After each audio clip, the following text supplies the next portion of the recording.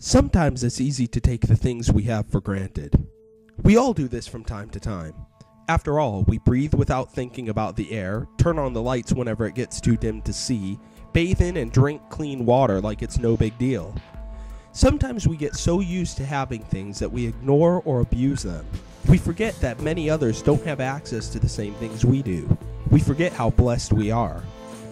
Literacy is one of the blessings that we as Americans tend to forget because it comes second nature to so many of us.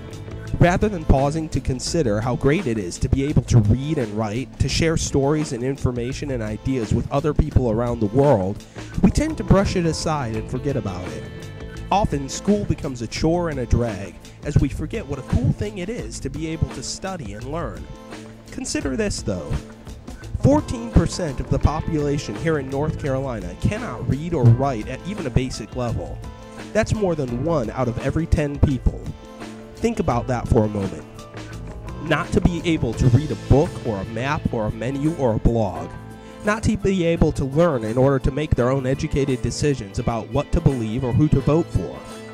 Not to be able to share their ideas through letters or stories or poems. To be shut off in a very real way from the world around them. You've been given a gift, and with it comes great responsibility. You have a responsibility not to take your gift for granted. Read, write, study, learn, share stories, share ideas, get books from the library, write and post articles on the internet.